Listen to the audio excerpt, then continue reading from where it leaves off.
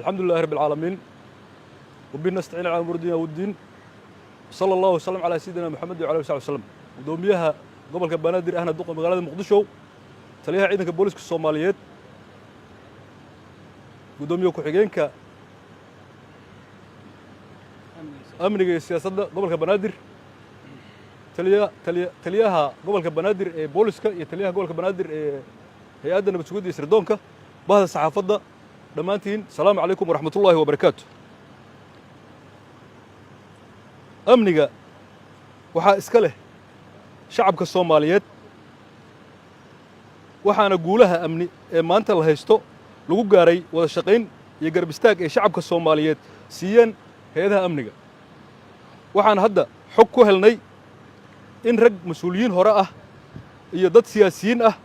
ay qorsheynayaan inay magaalada qalqal galiyaan isla markaana ay abaabulaan fala lagu boobayo hantida ganacsatada iyo fowdo laga abuurayo dalka iyadoo loogu dhex gabanayo rayidka laga yaabo inay qabaan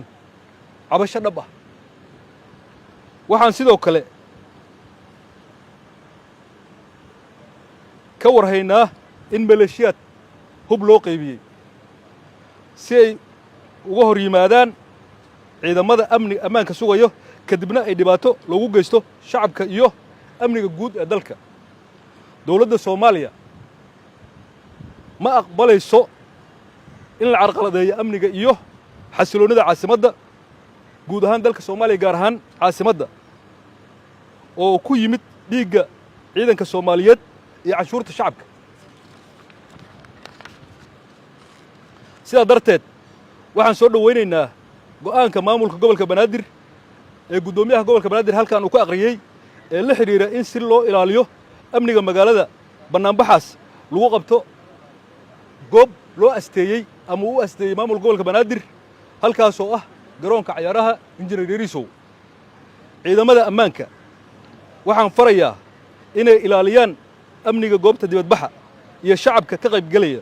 sidoo kale ay ka hortagaan wax kasta oo khatar ku ah amniga